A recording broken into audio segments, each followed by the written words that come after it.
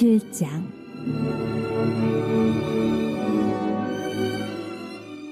기럇 여아림 사람들이 와서 여호와의 궤를 옮겨 산에 사는 아비나답의 집에 들여놓고 그의 아들 엘리야사를 거룩하게 구별하여 여호와의 궤를 지키게 하였더니 궤가 기럇 여아림에 들어간 날부터 20년 동안 오래 있은지라.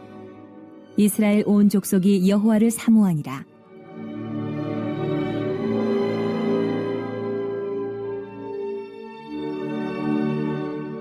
사무엘이 이스라엘 온 족속에게 말하여 이르되, 만일 너희가 전심으로 여호와께 돌아오려거든 이방 신들과 아스타롯을 너희 중에서 제거하고 너희 마음을 여호와께로 향하여 그만을 섬기라. 그리하면 너희를 블레셋 사람의 손에서 건져내시리라. 이에 이스라엘 자손이 바알들과 아스다롯을 제거하고 여호와만 섬기니라. 사무엘이 이르되, 온 이스라엘은 미스바로 모이라. 내가 너희를 위하여 여호와께 기도하리라.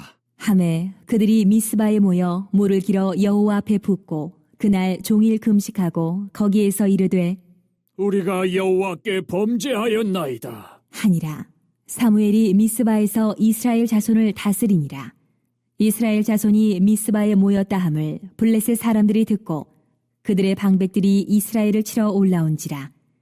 이스라엘 자손들이 듣고 블레셋 사람들을 두려워하여 이스라엘 자손이 사무엘에게 이르되, 당신은 우리를 위하여 우리 하나님 여호와께 쉬지 말고 부르짖어 우리를 블레셋 사람들의 손에서 구원하시게 하소서. 하니 사무엘이 젖 먹는 어린 양 하나를 가져다가 온전한 번제를 여호와께 드리고 이스라엘을 위하여 여호와께 부르짖음에 여호와께서 응답하셨더라. 사무엘이 번제를 드릴 때에 블레셋 사람이 이스라엘과 싸우려고 가까이 오매 그날에 여호와께서 블레셋 사람에게 큰 우레를 발하여 그들을 어지럽게 하시니 그들이 이스라엘 앞에 패한지라. 이스라엘 사람들이 미스바에서 나가서 블레셋 사람들을 추격하여 벳갈 아래에 이르기까지 쳤더라. 사무엘이 돌을 취하여 미스바와 센 사이에 세워 이르되, 여호와께서 여기까지 우리를 도우셨다 하고 그 이름을 에베네셀이라 하니라. 이에 블레셋 사람들이 굴복하여 다시는 이스라엘 지역 안에 들어오지 못하였으며 여호와의 손이 사무엘이 사는 날 동안에 블레셋 사람을 막으심에 블레셋 사람들이 이스라엘에게서 빼앗았던 성읍이 에그론부터 가드까지 이스라엘에게 회복되니 이스라엘이 그 사방 지역을 블레셋 사람들의 손에서 도로 찾았고 또 이스라엘과 아모리 사람 사이에 평화가 있었더라. 사무엘이 사는 날 동안에 이스라엘을 다스렸으되 해마다 베델과 길갈과 미스바로 순회하여 그 모든 곳에서 이스라엘을 다스렸고 라마로 돌아왔으니 이는 거기에 자기 집이 있음이니라. 거기서도 이스라엘을 다스렸으며 또 거기에 여호와를 위하여 제단을 쌓았더라. 오늘 사무엘상 이제 7장 말씀을 우리가 같이 계속 봅니다. 이제 법궤에 대한 내용이 계속 나오고 있어요. 5장부터 법궤를 빼앗겨가지고 이스라엘 진영에서 법궤를 빼앗기고 블레셋에서 이곳저곳으로 법궤가 이제 옮겨 다니죠. 그리고 이제 교보되어 있는 다곤 신이라고 하는 신상을 갖다가 완전히 하나님께서 이제 박살을 내고 그리고 그 외에도 법궤가 옮겨지는 지역마다 블레셋에 큰 전염병이 돌고 또 거기에 뭐 독한 종기가 나고 뭐 이러니까 이 사람들이 견딜 수가 없어서 어제 말씀을 보니까 이 블레셋에서 이 골칫거리인 법궤를 다시 이스라엘로 돌려보내기로 이제 작정을 해서 아주 희한한 그런 방법을 씁니다. 새 수레를 하나 장만을 해서 한 번도 멍에를 매보지 않은 그런 암소 2마리를 여기다 딱 매게 하고 송아지를 강제로 떼어놓는 거죠. 그러니 거기에다가 독한 종기가 자기들에게 났으니까 이 독한 종기의 형상을 가진 5개의 금독종 그리고 5마리의 금쥐, 쥐가 이제 해를 끼치니까 자 이런 걸 만들어 가지고 참 우스꽝스러운 그런 모습이죠. 우리가 읽다 보면은 자 이런 방법으로 보냈어요. 보냈는데 이 소가 뭐 뒤도 안 돌아보고 가게 된 거죠. 자 이렇게 하나님께서 법궤를 은혜롭게 뭐 손 하나 쓰지 않고 다시 이제 이스라엘의 본국으로 돌려보냈습니다. 참 이게 법궤가 이렇게 움직이는 장면이 계속 나오고 있어요. 사무엘서에서 보면은 굉장히 큰 사건이죠.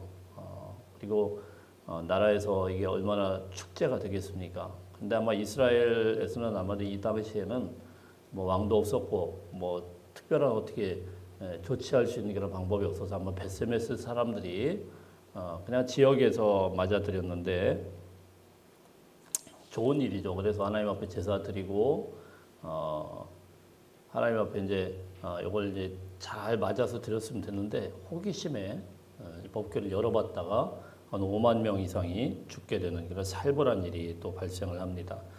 그래서 이 법궤는 또 다시 한번 베세메스에서 기럇 여아림이라는 곳으로 옮기게 됩니다. 그래서 오늘 어제 말씀에 보면 21절에 이제 기럇 여아림으로 이제 옮겨졌다 이런 말씀을 하고 있습니다.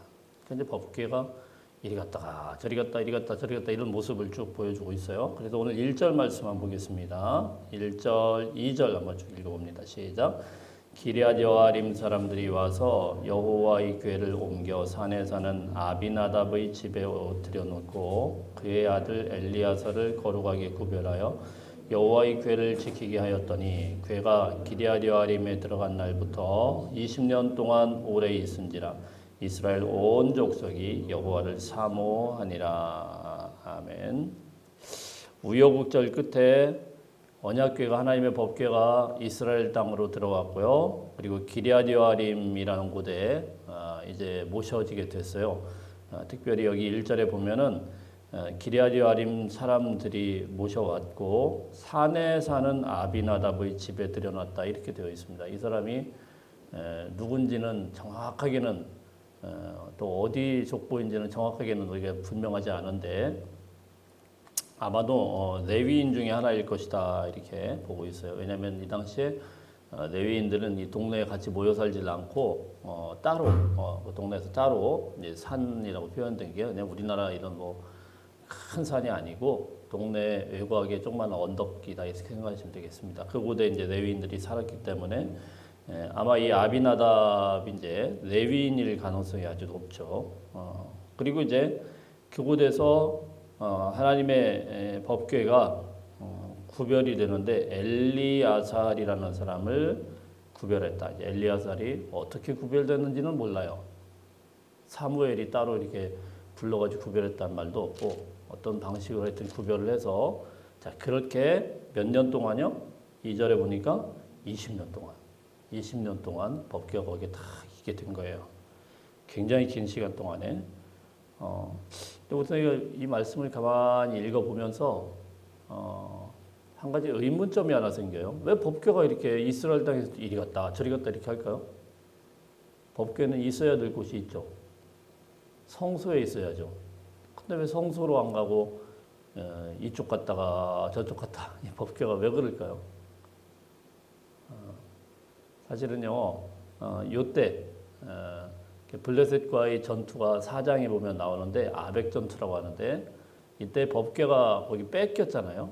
뺏길 때 실로에 있는 성소가 아마 완전히 다 끝장이 나고 파손이 됐을 거예요. 그래서 성소도 없어요. 그리고 또 실로로 다시 가면 맞겠지만 한번 그냥 성소가 파괴된 그곳을 다시 이스라엘 사람들이 가져가기를 꺼려했을 것 같고 그래서 이 법궤가 이스라엘 안에서도 그렇게 굉장히 귀한 취급을 받지를 못하고 이리 왔다 저리 갔다 그러다가 이제 결국은 산꼭대기에다 그냥 처박아 놓는 그런 이상한 꼴이 되어버린 겁니다.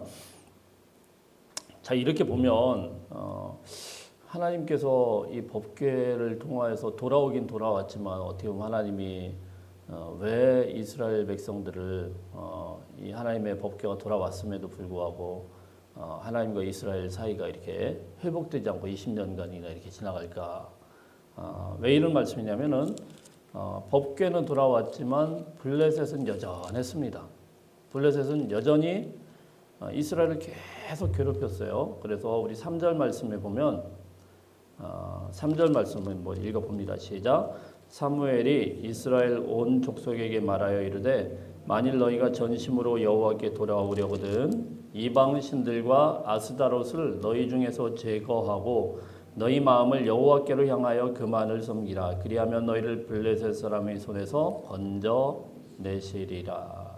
지금 이스라엘 백성들은 20년 동안 법궤가 문제가 아니고 누구의 지배를 받고 있습니까?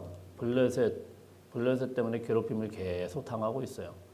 하나님의 법궤가 블레셋으로 잠깐 뺏겼지만 다시 돌아오게 됐다고 하면은 하나님께서 이제 구원하셔야 되는 게 맞는 것 같은데, 그죠? 그런데 20년 동안의 법궤도 방치됐고 하나님께서 어떻게 이스라엘 백성들을 구원하신 것도 없고 블레셋 사람은 여전히 이스라엘 사람들을 막 괴롭혀요. 그러니까 이런 걸 보면 하나님께서 이 20년 동안 왜 이스라엘 백성들을 가만히 방치를 했을까? 하나님의 법궤가 왔는데도 그리고 그것을 갖다가 야 법궤가 왔으면 빨리 성소를 지고 성전을 지어야지 이렇게 이스라엘 사람들이 그렇게 움직이지도 않았고 어떻게 하지를 못하는 거예요. 오기는 왔는데 블레셋 사람들이 계속 감시하고 괴롭히니까 이 법궤를 중심으로 뭉칠 수도 없고 자 그런 이제 어려움이 있게 된 거예요. 왜 하나님은 이때 아무 일도 하시지 않고 가만히 20년 동안 방치됐을까 이런 생각이 우리가 좀 듭니다. 신앙생활을 하다 보면은 그럴 때가 있어요. 왜 하나님은 하나님의 일을 하시지 않는 것 같을까? 하나님이 살아계시지 않는 게 아니고 하나님이 분명히 살아계신데 하나님의 법궤가 있는데 하나님의 말씀이 있는데 왜 하나님께서는 우리 인생에 전혀 관여도 안 하고 아무것도 안 하고 왜 그러시는 것 같을까 이런 생각이 들 때가 있죠. 그러나 여러분 이 20년 동안 하나님은 하나님의 일을 하고 계신다라는 거예요. 무슨 말씀이냐면은 20년 동안이 어떤 일이 있었는가는 정확하게 안 나오지 않아요. 그런데 2절 말씀에 보니까 20년 동안 오래 있은지라 이스라엘 온 족속이 여호와를 사모하니라. 아멘. 이스라엘 족속이 바뀌었어요. 그 20년 동안 그 괴롭힘 당하는 20년 동안 하나님 내버려 둔 것 같지만 하나님이요 블레셋을 통해서 계속 괴롭히는데 그걸 내버려 둔 거 아니에요. 우리 인생에 그럴 때가 있어요. 이 괴롭힘을 당하고 어려움을 당하고 환난을 당하고 이 20년 동안 하나님은 내버려 두시는 것 같아요. 근데 그 20년 동안 하나님의 백성들은 어떻게 됩니까? 정신 차려요. 그렇게 돼요. 환난이 있으면 그때부터 정신 차려요. 우리 인생에요 환난과 고난이 없잖아요. 그러면은 별로 그렇게 하나님을 구하지 않아도 그냥 괜찮아요. 그냥 하나님도 하나님 나름대로 행복하게 사시고 나도 내 나름대로 행복하게 살고 자 이렇게 생각하지 하나님 앞에 모이지 않습니다. 그런데요 20년 동안 법궤가 돌아왔는데도 불구하고 블레셋은 여전하고 그냥 같이 모여가지고 예배도 한 번도 못 드리고 자 이러니까 사람들이 어떻게 돼요? 여호와를 사모하기 시작해요. 간절히 사모하기 시작해요. 저도 곰곰이 생각을 해보니까 하나님을 물론 평생 뭐 하나님 예배 드리는 거 하나님 앞에 또 기도하는 거 뭐 이런 거를 멈춘 적은 없지만 가장 간절하게 내 인생에서 하나님을 찾았던 때가 언젠가 곰곰이 생각해 보니까 군대 갔을 때였더라고요. 군대 가서 한 2주간인가요? 강제로 예배를 못 드리게 하는 적이 있었어요. 저희 때는 좀 그랬어요.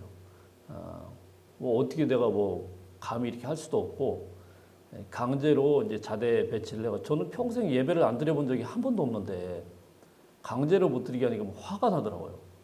근데 제가 어떻게 뭐 할 수 있는 그런 방법은 없고 쫄다고 되니까 그래서 자대 배치 돼가지고 이게 강제로 갔는데 뭐 주일날 뭐 교회를 못 가니까 거의 뭐 불이 나더라고요.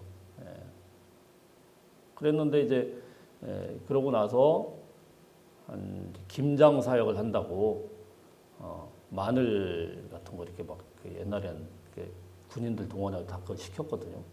마늘 까고 뭐 김치 뭐 담그고 막 그러는데 이 마늘을 그냥 아구작 씹어 먹으면서 제가 혼자 이거 화가 나가지고 그럼 막 근데 뭐 너무 막 간절하니까 여러분 이제 쫄병이 됐는데 쫄다구 때도 제가 또 군 생활을 이제 배치를 또 헌병대 생활을 하다 보니까 이게 시간이 불규칙해요. 그래서 주일 낮 예배를 드리질 못하고 어쩔 수 없이 주일날도 또 근무를 해야 되는 그런 경우예요. 그러면은 이제 어쩔 수 없이 또 예배를 안 드릴 수는 없으니까 새벽에 가서 기도하고 그러는데 그때가 곰곰이 생각해 보니까 하나님에 대한 그런 마음이 굉장히 간절했던 것 같아요. 왜요? 어렵고 힘드니까 막 그 울분을 얻다가 토할 수가 없으니까 새벽마다 가가지고 그러니까 이게 참 희한했죠. 쟤 좀 희한하다.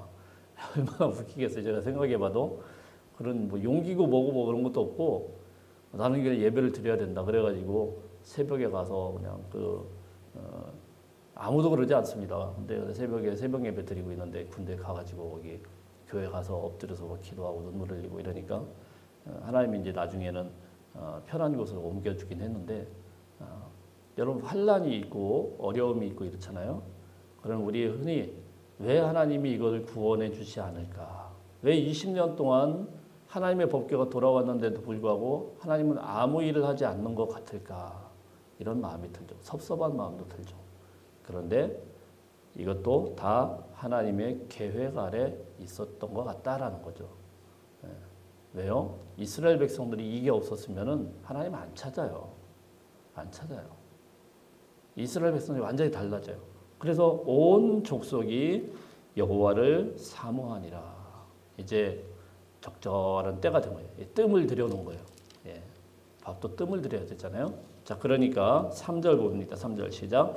사무엘이 이스라엘 온 족속에게 말하여 이르되 만일 너희가 전심으로 여호와께 돌아오려거든 이방 신들과 아스다롯을 너희 중에서 제거하고 마음을 여호와께로 향하여 그만을 섬기라. 그리하면 너희를 블레셋 사람의 손에서 건져내시리라.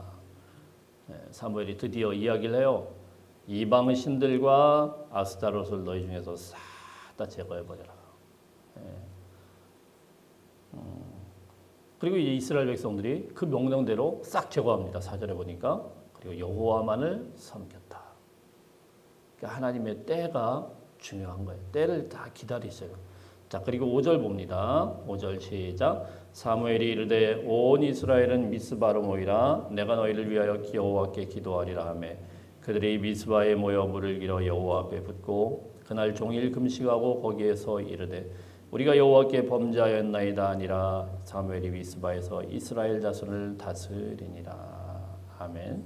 자, 사무엘이 미스바에서 이스라엘 자손을 다스렸다 이렇게 돼 있고요. 16절에 보면은 해마다 베델과 길갈과 미스바로 순회하여 모든 곳에서 이스라엘을 사무엘이 다스렸고 이렇게 순회하면서 이스라엘을 전국적으로 다스리는 사사가 됐어요. 이때부터 전국적으로 다스리는 사사가 있었던 거예요. 그전에는 이런 사사들이 아니었습니다. 그 한 지역이었는데 이제 사무엘을 어떻게 다스렸느냐? 뭐 이 사람들이 갖다가 막 나라 법을 만들고 이렇게 한 게 아니고 종교적으로 다스렸어요. 종교적으로. 그래서 보면은 5절에 보면 어떻게 했습니까? 너희를 위하여 여호와께 기도하리라. 사무엘의 방법은 다스림의 방법은 하나님 앞에 제사장처럼 위하여서 기도하는 거였어요. 내가 이제 너희를 위해서 기도할 것이다. 그 중간에 서서 그리고 미스바에 모여가지고 이제 부흥회가 일어난 겁니다. 사실은 미스바에다 다 모아놓고 무슨 뭐 전략을 짠 게 아니고 이스라엘에 이제 큰 부흥회가 일어난 거예요. 자, 그래서 6절에 보면은 물을 길어서 여호와 앞에 부었다는 거 뭡니까? 제사를 드렸다는 거죠. 그리고 종일 동안 금식하고 무엇을 합니까? 우리가 여호와께 범죄하였나이다. 우리가 여호와께 범죄하였나이다. 대각성 부흥회죠. 대각성 부흥회. 우리가 흔히 그런 이야기 하지 않습니까? 대각성 집회. 그래서 우리 목사님들이 이 본문을 굉장히 좋아합니다. 온 국민이 다 모여가지고 미스바에서 모여서 그리고 기도원마다 보면은 제가 이 미스바라는 말을 제일 좋아하더라고요. 미스바에 다 모여가지고 이게 사실 이스라엘 역사에서 이런 경우는 딱 이때뿐입니다. 이때 빼놓고는 그렇게 모여가지고 광장에서 막 부흥회하고 한 적이 없어요. 그러니까 완전히 대각성 집회가 일어나면서 이스라엘 사람들이 하나님 앞에 온종일 하루 온종일 기도한 거예요. 온종일 기도한 거예요. 기도만 했는데 하나님께서 이 부르짖음을 들으시고 응답하신 줄로 믿습니다. 근데 이스라엘 사람들이요 완전히 바뀌었는데 어떻게 바뀌었느냐?